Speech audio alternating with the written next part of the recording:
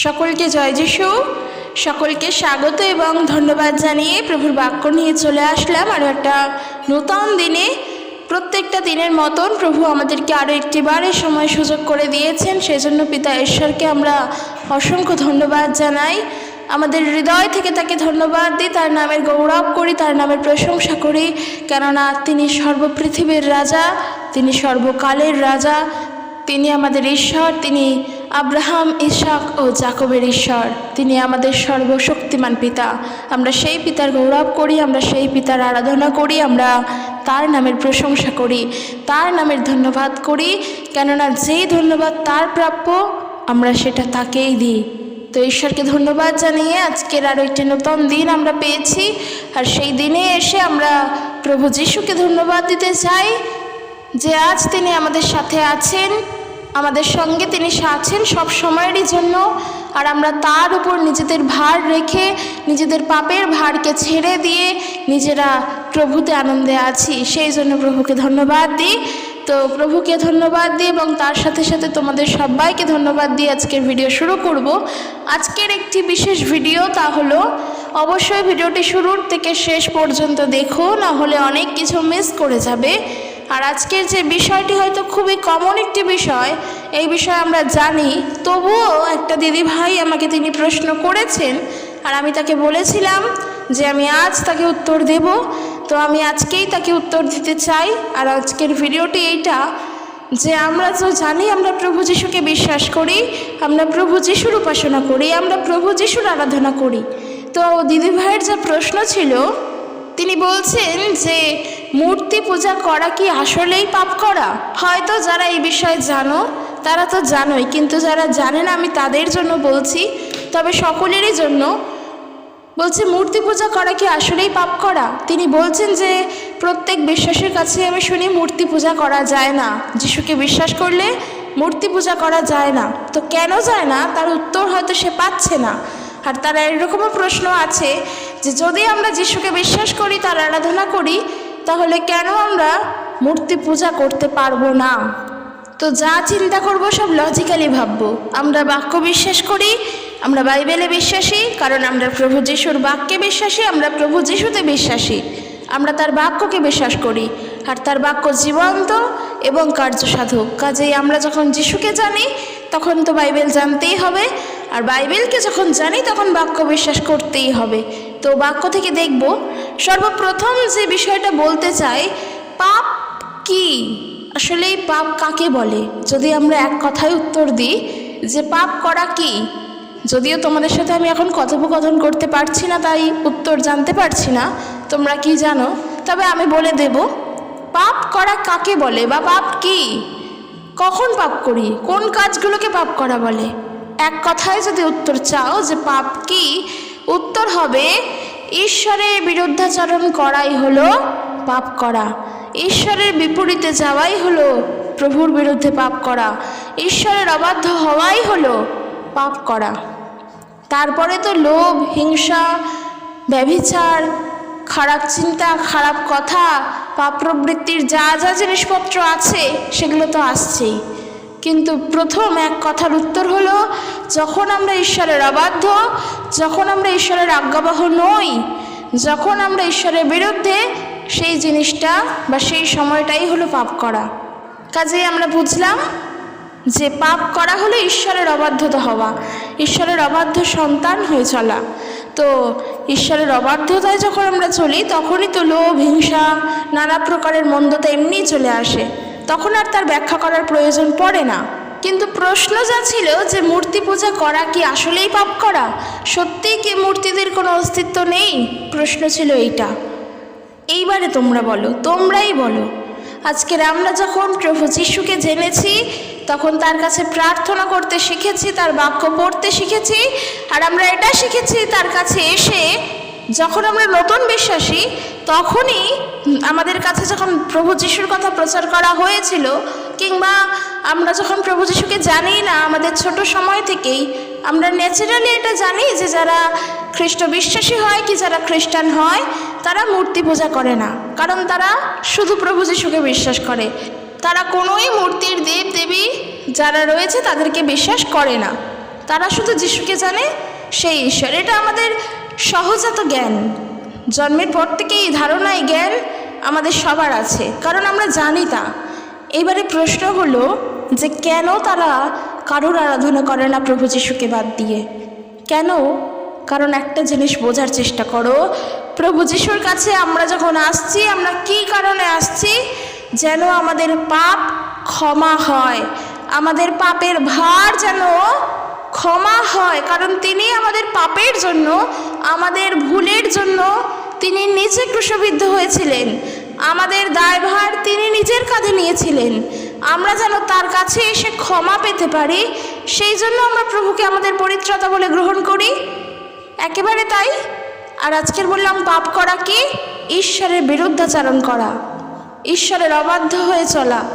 এইবারে প্রশ্ন হলো, যারা কিনা মাটির মূর্তি তৈরি করে, যারা কিনা মাটির মূর্তি বানায়, যারা মূর্তি বানায়, সেই সমস্ত শ্রমিকরা, কুমোররা যারা আছেন, তারা যখন মাটির মূর্তি তৈরি করে, তারা আরাধনা করে, একটা কথা বলো, ঈশ্বর যিনি আমাদের প্রাণ প্রতিষ্ঠা করেছেন, আমাদের নাকে তিনি ফুঁ দিয়ে আমাদের শ্বাসবায়ু দিয়েছেন, যা আমরা আদিপুস্তক তার 2 অধ্যায়ে যদি 7 পদ পড়ি সেখানেই পাবো, সেখানে এরূপ আছে। তখন প্রভু ঈশ্বর মাটি থেকে ধুলো তুলে নিয়ে একজন মানুষ তৈরি করলেন এবং সেই মানুষের নাকে ফুঁ দিয়ে প্রাণবায়ু প্রবেশ করালেন এবং মানুষটি জীবন্ত হয়ে উঠল। এই যে তিনি আমাদের নাকে ফুঁ দিয়ে আমাদের প্রাণবায়ু দিয়েছেন, সেই ঈশ্বরের প্রাণ প্রতিষ্ঠা করার সাধ্য কি আমাদের? আমরা কি ঈশ্বরের প্রাণ প্রতিষ্ঠা করতে পারি? কেমন অবান্তর প্রশ্ন না? কিন্তু জগতের দিকে তাকিয়ে দেখো, যখন ওই মাটির পুতুলকে আরাধনা করা হয়, যখন তার পূজা করা হয়, তখন তার মধ্যে প্রাণ প্রতিষ্ঠা করা হয়, তাতে চক্ষু দান করা হয়, এই সমস্ত রীতিরেওয়াজগুলো আছে। মানুষ করছে, মানুষ তার ভক্তি দিয়ে, বিশ্বাস দিয়ে করছে, কিন্তু তারা একবারও ভেবে দেখছে না যে এগুলো কি সত্যিই করা যায়। ঈশ্বরের চোখ কি কখনো আমরা প্রতিষ্ঠা করতে পারি? যিনি আমাদেরকে সৃষ্টি করেছেন, সেই মূর্তি দিয়ে আমরা কি করে সেই মূর্তির মধ্যে নিজেরা বলবো তার মধ্যে ঈশ্বর আছে? কি করে বলবো সেই মূর্তির মধ্যে ঈশ্বর প্রবেশ করেছে, ঈশ্বরকে সৃষ্টি করা হয়েছে?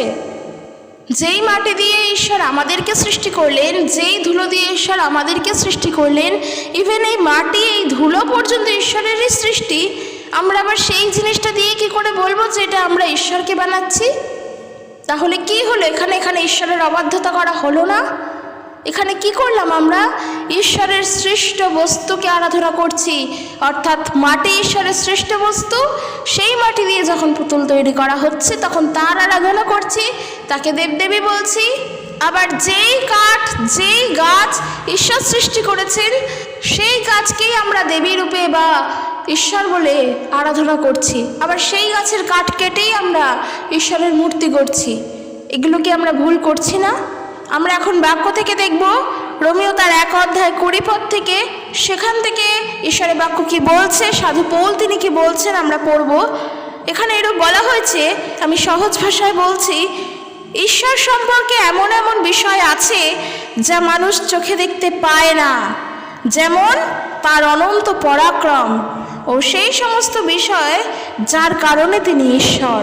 বোঝার চেষ্টা করো, বাক্য বলছে ঈশ্বরের বিষয়ে এমন এমন জিনিস আছে যা আমাদের এই সাধারণ দৃষ্টিতে চোখে পড়ে না, চোখে ধরা পড়ে না। যেমন কি অনন্ত পরাক্রম, অনন্ত জীবন, পরিত্রাণ, এই কোনো জিনিসই কি চোখে দেখতে পাই? কিচ্ছু পাই না। পাপের ক্ষমা, এগুলোকে চোখে দেখা যায়? যায় না। কিন্তু ঈশ্বর এগুলো আমাদেরকে দিয়েছেন। বাক্য বলছে সেই কারণের জন্যই তো তিনি ঈশ্বর, তিনি মানুষ নন। আমরা মানুষরা নিজেদের মতন করে ঈশ্বরকে মনে করি, যেমন আমি খেতে পাই তারাও খেতে পারে, আমরা দেখতে পাই তারাও দেখতে পায়, আমি ঘুমাই তাই তারাও ঘুমায়, আমরা স্নান করি তাই তারাও স্নান করে, এই রকম মনে করি। কিন্তু বাক্য কি বলছে? ঈশ্বরের বাক্য বলছে যা চোখে দেখা যায় না সেগুলো ঈশ্বরের, আর সেই জন্যই তো তিনি ঈশ্বর, সর্বশক্তিমান। এরপর বলছে জগৎ সৃষ্টির শুরু থেকে ঈশ্বরের নানা কাজে সমস্ত কিছু প্রকাশিত হয়েছে।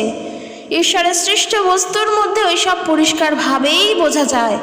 তাই মানুষ যেসব মন্দ করছে তার জন্য উত্তর দেওয়ার পথ তার নেই। মানুষ মন্দ তা করছে, মানুষ এখনও মন্দ করে চলেছে। তারা দেবদেবীর আরাধনা করছে, ঈশ্বর বলে তার পূজা করছে। 21 পদে বলছে, লোকেরা ঈশ্বরকে জানতো, কিন্তু তারা ঈশ্বরের গৌরব করেনি এবং তাকে ধন্যবাদও দেয়নি। লোকেদের চিন্তাধারা অসার হয়ে গেছে এবং তাদের নির্বোধ মন অন্ধকারে পরিপূর্ণ হয়ে গেছে। তারা নিজেদের বিজ্ঞ বলে পরিচয় দিলেও তারা মূর্খ। তারা চিরজীবী ঈশ্বরের গৌরব করার পরিবর্তে নশ্বর মানুষ, পাখি, চতুষ্পদ ও সরীসৃপের মূর্তিগুলার উপাসনা করে এবং তাদের গৌরব করছে। তারা ঈশ্বরকে প্রত্যাখ্যান করেছে বলে ঈশ্বর তাদের খুশি মতো পাপের পথে চলতে দিলেন এবং তাদের অন্তরের কামনা বাসনা অনুসারে মন্দ কাজ করতেও তাদের উপরেই ছেড়ে দিলেন। ফলে তারা তাদের দেহকে পরস্পরের সঙ্গে অসঙ্গত সংঘর্ষে ব্যবহার করে যৌন পাপে পূর্ণ হয়েছে। ঈশ্বরের সত্যকে ফেলে তারা মিথ্যা গ্রহণ করেছে আর সৃষ্টিকর্তাকে ছেড়ে দিয়ে তারা তার সৃষ্ট বস্তুকে উপাসনা করেছে। চিরকাল ঈশ্বরের প্রশংসা করা উচিত। আমেন। বোঝো, বাক্য বলছে মানুষ সত্যকে ছেড়ে মিথ্যাকে ধরেছে। মানুষ চতুষ্পেয় প্রাণী, সরীসৃপ এবং আরও যে সমস্ত আছে, পাখি, এই সব কিছুর আরাধনা করছে। মানুষ ঈশ্বরকে ছেড়ে দিয়েছে। যেহেতু ঈশ্বরকে দেখা যায় না, তার কোনো মূর্তি নেই, তাকে কল্পনা করা যায় না, সেই জন্য মানুষ কারোর উপরে নির্ভর করতে পারেনি, ঈশ্বরের উপরে মানুষ নির্ভর করতে পারেনি। আমরা যদি একটু ইতিহাসের দিকে যাই, মোশের সময়কালে যখন যাই, যদি আমরা পড়ি যাত্রা পুস্তক তার 24 অধ্যায় 15 পদ যদি পড়ি, দেখো এখানে আমরা দেখব মোশি ঈশ্বরের সাক্ষাৎ পেল। সেই মোশি ঈশ্বরের দর্শন পেল। কেমন? মোশি যখন পর্বতে উঠল তখন পর্বত মেঘে আচ্ছন্ন ছিল। সেই সিনয় পর্বত, পবিত্র পর্বত, সেই সিনয় পর্বতেই প্রভুর মহিমা স্থায়ী হলো। 6 দিন পর্বত মেঘে ঢাকা রইল এবং 7ম দিনে ঈশ্বর মেঘের ভেতর থেকে মোশের সঙ্গে কথা বললেন। আর তখন ইসরায়েলের লোকেরা প্রভুর মহিমা দেখতে পেল। যেন এক আগুনের গোলা চলছিল পর্বতের চূড়ায়। তখন মোশি মেঘের মধ্য দিয়েই পর্বতের চূড়ায় উঠতে লাগলো। মোশি ওই পর্বতে 40 দিন ও 40 রাত কাটিয়েছিলেন। আর তখন মোশির সাথে প্রভুর কথোপকথন হয়েছে। যদি আমরা যাত্রা পুস্তক তার 31 অধ্যায়, যদি 29 অধ্যায়, 30 অধ্যায় পড়ি, তবে জানতে পারবো। এরপর আমরা দেখব যাত্রা পুস্তক তার 31 অধ্যায় 18 পদে বলছে, সিনাই পর্বতে মোশির সাথে প্রভুর কথোপকথন শেষ হয়েছে এবং ওই পর্বতের নিচে যে সমস্ত লোকেরা ছিলেন, অর্থাৎ মোশে যাদের উদ্ধার করে নিয়ে এসেছিল, তারা উদ্বিগ্ন হয়ে পড়েছিল। তারা দেখছে যখন মোশি নামছে না, মোশির নামতে দেরি হচ্ছে, সেই পর্বত থেকে মোশি নিচে নামছে না, তখন তারা কি করছে? তারা হারনকে প্রশ্ন করছে। আমরা যা যাত্রা পুস্তক তার 32 অধ্যায় যদি পড়ি, সেখানে পাবো 32 অধ্যায় 1 পদ বলছে, পর্বত থেকে মোশির নামতে দেরি হচ্ছে দেখে লোকেরা উদ্বিগ্ন হয়ে হারনকে ঘিরে ধরল। তারা বলল, মোশি আমাদের পথ দেখিয়ে মিশর দেশ থেকে বের করে এনেছে, কিন্তু আমরা তো এখান থেকে কিছুই বুঝে উঠতে পারছি না যে মোশির কি হয়েছে। সুতরাং এসো, আমরা আমাদের নেতৃত্ব দেওয়ার জন্য দেবতাদের তৈরি করি। তারা বলছে তারা অপেক্ষা করতে পারেনি, তারা প্রভুর ওপরে বিশ্বাসকে ধরে রাখতে পারেনি, তারা অপেক্ষা ধৈর্য কিছুই করতে পারেনি, আর তার জন্য তারা দেবতাদের তৈরি করেছে। কি দেবতাদের? হারন তখন ওই লোকেদের বলল, তোমরা আমাকে তোমাদের স্ত্রী, পুত্র, কন্যাদের যে সমস্ত সোনার জিনিস আছে, সে কানের সোনার দুল সব এনে দাও। এবং সেই সমস্ত লোকেরা তা করলো। আর সেই সোনার দুলগুলোকে গলিয়ে গলিয়ে কি করা হলো? একটা সোনার মূর্তি, সোনার বাছুর, তার রূপ দেওয়া হলো। আর তখন তারা সেই মূর্তিটা গড়ল। হারন বাটালি দিয়ে বাছুরের মূর্তি গড়ল এবং সোনা দিয়ে মূর্তিটির আচ্ছাদন তৈরি করলো। আর তারপর তারা কি করলো? তখন লোকেরা বলল, হে ইসরায়েল, এই তোমার দেবতা, যিনি তোমাকে মিশর দেশ থেকে বের করে এনেছেন। একবার ভাবো, সেই সমস্ত মানুষের মন কতটা কঠিন ছিল, তাদের হৃদয় কতটা কঠিন ছিল। যেই মসি প্রভুর আদেশে, প্রভুর নির্দেশে তাদেরকে উদ্ধার করলো, মিশর দেশ থেকে নিয়ে আসলো, সেই মসির নামে না বলে বরং ঈশ্বরের নামের গৌরব একবারের জন্য না করে তারা বলছে, তোমরা মনে রেখো এই দেবতা তোমাদেরকে মিশর থেকে উদ্ধার করে এনেছে। তাদের হৃদয় কতটা কঠিন একবার চিন্তা করে দেখো। তারা সত্যকে ছেড়ে দিল, তারা ধৈর্য ধরতে পারল না, তারা অপেক্ষা করতে পারল না, তারা বিশ্বাস থাকতে পারল না, তারা অপেক্ষা করতেই পারল না। তারা বুঝতে পারছে না যে মসি সিনাই পর্বত থেকে কখন নেমে আসবে, আর তার জন্য তারা অধৈর্য হয়ে পড়ল, আর যার জন্য তারা ওই সোনার বাছুরের মূর্তি তৈরি করলো। এবং পরবর্তী সময় দেখা যায় ওই মূর্তির সামনেই তারা সব কিছু করছে, আনন্দ করছে, উল্লাস করছে, আনন্দ ফুর্তিতে পুরো মেতে উঠছে, খাওয়া দাওয়া করছে। সে এক এলাহি কাণ্ড। কিন্তু দেখো, ঈশ্বরকে তারা ছেড়ে দিল, ঈশ্বরের সত্যতাকে তারা পরিত্যাগ করলো, তারা প্রভুকে বিশ্বাস করলো না, প্রভুর ওপরে ধৈর্য রাখতে পারলো না। উপরন্তু তারা দেবদেবীদের মূর্তি তৈরি করে নিল, একটা দেবতার মূর্তি তৈরি করে নিল, আর বলল সেই নাকি দেবতা। এই বিষয়টা জানার পরেও আমরা কি বলতে পারি কখনো যে এই দেবতাদের অস্তিত্ব, এই দেবতার অস্তিত্ব অনেক আদি থেকে? কি করে বলবো? কেননা এই পৃথিবী সৃষ্টি ঈশ্বর করেছেন, ঈশ্বর তো কোনো মূর্তিতে নয়। আজকের আমরা যাত্রা পুস্তক তার 32 অধ্যায় যদি পড়ি, আমরা সেখানে বুঝবো সোনার বাছুরের মধ্যে তো ঈশ্বরের অস্তিত্ব নয়। ঈশ্বর তো পবিত্র, তার স্থান তো সর্বোচ্চ স্থানে, ওই একটা সামান্য মানুষের হাতে তৈরি মূর্তির মধ্যে না। যেই ঈশ্বর আমাদেরকে সৃষ্টি করেছেন, এখন যদি আমরা তার আরাধনা করে বলি আমরা তার আরাধনা করছি, তিনি আমাদের রক্ষা করছেন, তাহলে আমরাও তো কোথাও কি একটা ভুলই করছি, প্রভুর বিরুদ্ধাচরণ তো আমরাও করছি নাই বা কেন? কারণ যে ঈশ্বর আমাদেরকে বানিয়েছেন, আমাদের নাকে ফু দিয়ে শ্বাসবায়ু দিয়েছেন, আমরা যদি এখন একটা মূর্তিকে বানিয়ে বলি ইনি ঈশ্বর, এনার পুজো করো, এনার চক্ষুদান করো, এনার প্রাণ প্রতিষ্ঠা করো, ইনি তোমাকে রক্ষা করবে, তাহলে তো আমরা ভুল বলছি। কাজেই দিদিভাই, আমি তোমার উদ্দেশ্যে বলতে চাই, তুমি শুনতে চেয়েছো যে কেন মূর্তি পূজা করা পাপ করা। ওই যে শুরুতে বললাম, পাপ করা মানে ঈশ্বরের বিরুদ্ধাচরণ করা, পাপ করা মানে ঈশ্বরের অবাধ্য হয়ে চলা, ঈশ্বরের প্রতি বিশ্বাসকে হারিয়ে ফেলা, সত্যকে হারিয়ে মিথ্যার প্রতি আশ্রয় করে চলা। আর সেগুলোই করি যখন আমরা সত্য ঈশ্বরকে ছেড়ে দিয়ে মূর্তির আরাধনা করি। আমরা দেখব প্রেরিতদের কার্য তার 17 অধ্যায়, নূতন নিয়মে প্রেরিতদের কার্য তার 17 অধ্যায় 25 পদ 24 পদ, সেই জায়গা থেকে সাধু পৌল তিনি কি প্রচার করছেন দেখো আথেনীয়র উদ্দেশ্যে। 24 পদে বলছে, ঈশ্বর যিনি এই জগৎ ও তার মধ্যেকার সমস্ত কিছুর নির্মাণকর্তা, তিনি স্বর্গ ও পৃথিবীর প্রভু। তিনি মানুষের হাতে তৈরি মন্দিরে বাস করেন না, মানুষের হাতের সেবা কার্যের প্রয়োজন তার নেই, তার তো কোনো কিছুরই অভাব নেই। তিনি সকলকে জীবন, শ্বাস ও যা কিছু প্রয়োজন তা দিচ্ছেন। শুরুতে ঈশ্বর একটি মানুষকে সৃষ্টি করে, সেই একজন মানুষ থেকেই মানব জাতির সৃষ্টি করেছেন, আর গোটা পৃথিবীটা তাদের বসবাসের জন্য দিয়েছেন, অর্থাৎ এই পৃথিবী মানুষের বসবাসের জন্য দিয়েছেন। তিনি নির্ধারণ করে রেখেছেন কোথায় কখন তারা থাকবে, আমাদের বাসস্থান, আমরা কোথায় থাকব, কী রূপে থাকব, কিভাবে থাকব, সবটা ঈশ্বরের পরিকল্পিত। 27 পদ বলছে, ঈশ্বর চেয়েছিলেন যেন মানুষ তার অন্বেষণ করে, তার খোঁজ করতে করতে তারা যেন শেষ পর্যন্ত তার নাগাল পায়।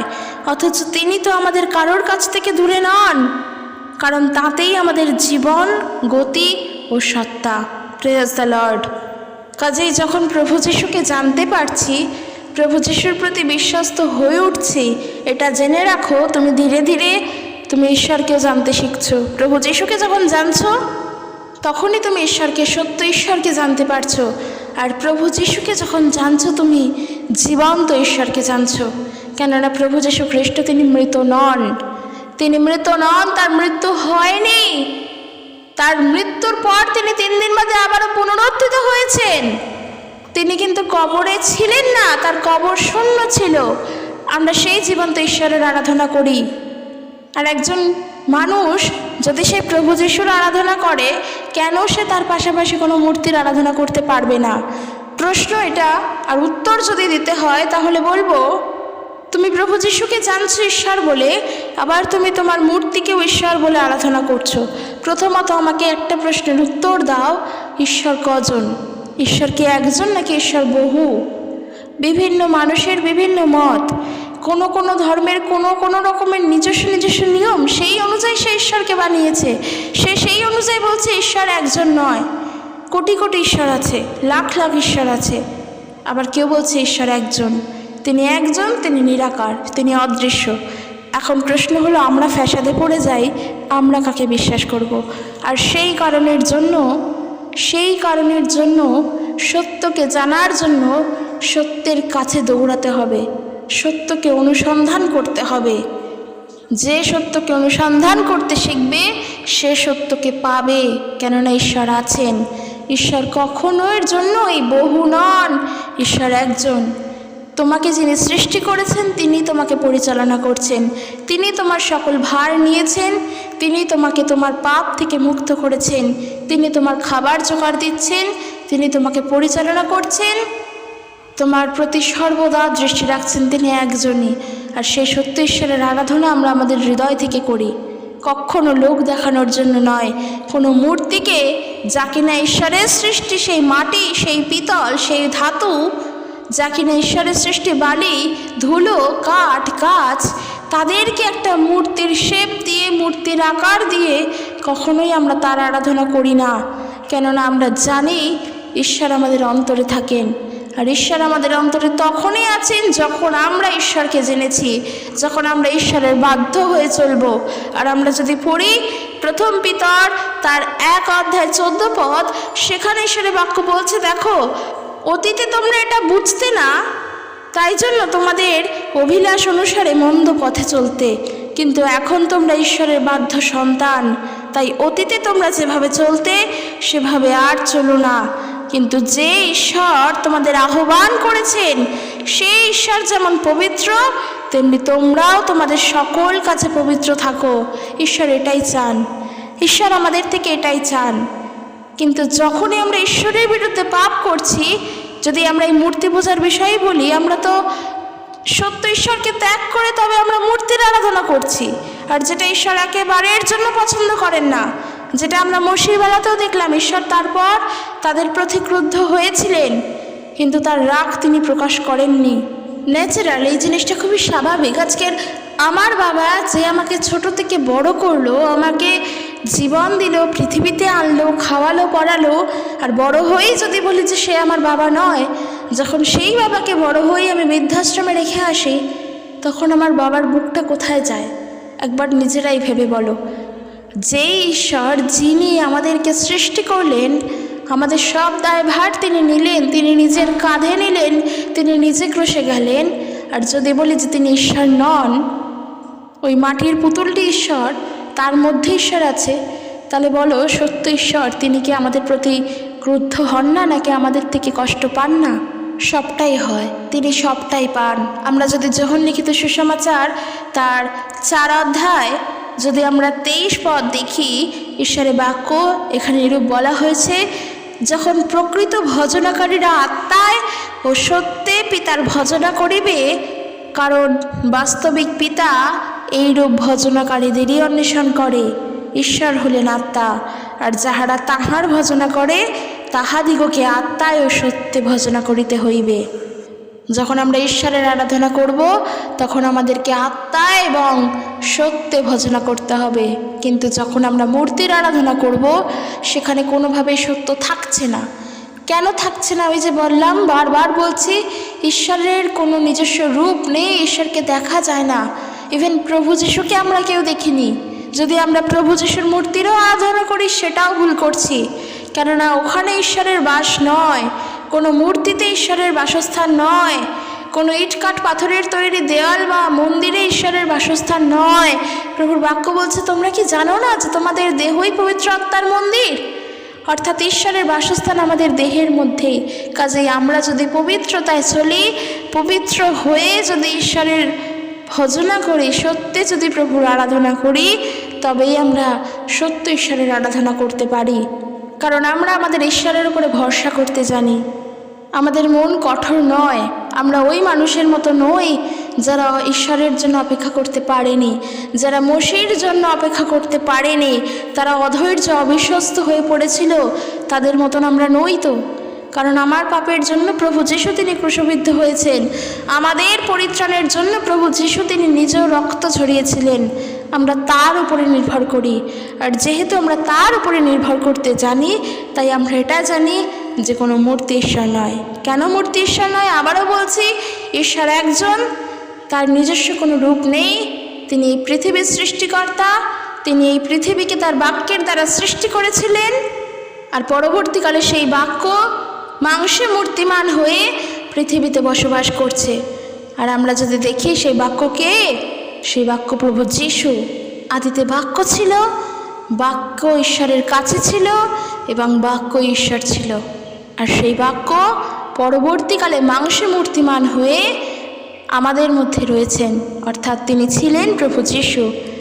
কাজেই ঈশ্বর একজন, তার নিজস্ব কোনো রূপ নেই। আর মূর্তি তৈরি মানুষ নিজে করেছে, তাদেরকে আমরা ঈশ্বর কখনোই বলতে পারি না, কারণ ঈশ্বর আমাদের মতন নয় তো। প্রভু বলছেন যে তোমাদের চিন্তা আর আমার চিন্তা এক নয়, তোমাদের রাস্তা আর আমার রাস্তা এক নয়। আমরা যেভাবে ঈশ্বরকে মনে করি ঈশ্বর তেমনটা নয়। ওই পাথরের মূর্তি মানুষের সৃষ্টি, তার মধ্যে কখনো ঈশ্বর বসবাস করতে পারে না। ওই পাথরের মূর্তি খেতে পারে না, হাঁটতে পারে না, কথা বলতে পারে না, কিন্তু প্রভু আমাদের সাথে কথা বলেন। তার বাক্যের দ্বারা তিনি আমাদের সাথে কথা বলেন। সেজন্য নিজেদের হৃদয়কে শিশুর ন্যায় করে প্রভুকে গ্রহণ করতে শেখো। কারণ প্রভু যিশু বলছেন, স্বর্গরাজ্য তাদেরই যারা শিশুদের ন্যায় জীবনে চলছে। আমরা প্রত্যেকে চাই স্বর্গে যেতে।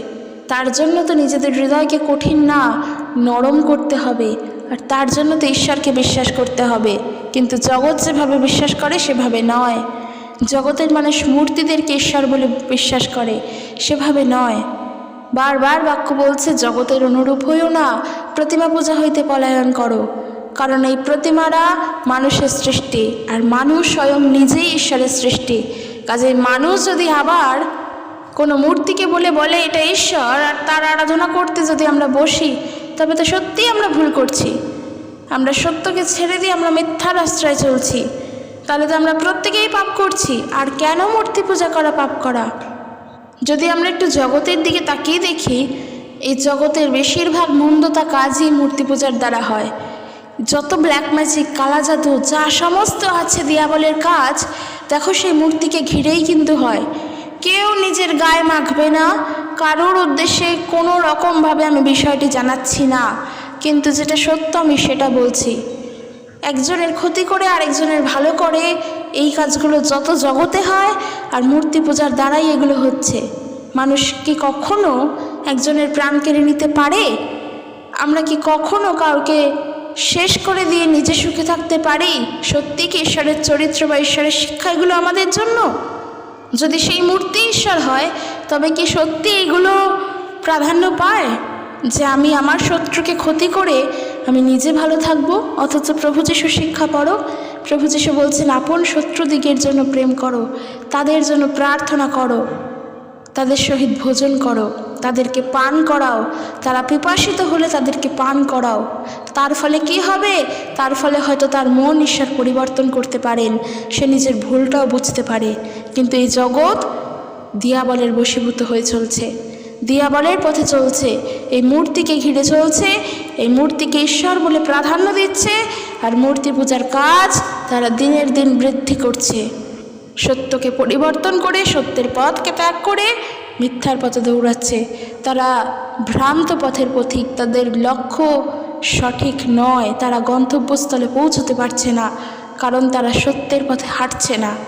কিন্তু প্রভু যিশু হলেন সেই সত্য, যেই সত্য আমরা জেনেছি, ঈশ্বরের গুপ্ত সত্য প্রভু যিশু, তাকেই ঈশ্বর প্রকাশ করেছেন আমাদের কাছে। আর সেই জন্য প্রভু যিশু বলছেন, আমি পথ, আমি সত্য, আমি জীবন, আমার মধ্য দিয়ে না আসলে কেহ পিতার নিকটে যেতে পারে না। কাজেই প্রভু যিশুকে নিজের পরিত্রাতা বলে গ্রহণ করো। এখানে আমি নিজের ধর্ম প্রতিষ্ঠা করছি না, আমি নিজেকে প্রতিষ্ঠা করছি না। এই ভিডিওর মধ্য দিয়ে আমি তোমাদেরকে সত্য বলতে চাইছি, কেননা একসময় আমি নিজেও মূর্তি পূজার দিকেই দৌড়তাম, আমিও মূর্তি পূজারে ধাবিতই ছিলাম, সেই দিকেই আমি এগোতাম। কিন্তু যখন ঈশ্বর আমাকে পরিবর্তন করলেন, যখন সত্য তিনি আমার মধ্যে দিলেন, তখন বুঝতে শিখলাম যে ঠিকই তাই, কখনোই ঈশ্বরকে আমরা সৃষ্টি করতে পারি না, ঈশ্বরের প্রাণ প্রতিষ্ঠা করতে পারি না, তার চক্ষু দান করতে পারি না, কেননা ঈশ্বর তিনি আমাদেরকে সৃষ্টি করেছেন। তাই আমরা তার পথের পথিক, আমরা তার উদ্দেশ্যে দৌড়াবো। আর যখন প্রভু যিশুকে জানো, তখন তুমি জেনে নাও তুমি ঈশ্বরকে জেনে গিয়েছো, কারণ সেই সত্য ঈশ্বর খ্রিস্ট নিজেই। তো বন্ধুরা, আশা করি আজকের ভিডিওটি শিখতে পেরেছো কিছু। তো দিদিভাই, আমি তোমাকে বলতে চাই, কিছুটা হলেও আমি জানাতে পেরেছি। যদি এর পরেও কিছু ডাউট থাকে অবশ্যই আমাকে বলো, আমি চেষ্টা করব তা ক্লিয়ার করার। এবং ভিডিওটি কেমন লাগলো জানিও, যদি ভালো লাগে একটি লাইক করে দিও, আর ভিডিওটি একে অপরের কাছে শেয়ার করে দিও। সকলে সুস্থভাবে থাকো। খ্রিস্টের প্রেম, শান্তি, ভালোবাসা প্রত্যেকের প্রতিবর্তক। জয় যিশু। Praise the Lord.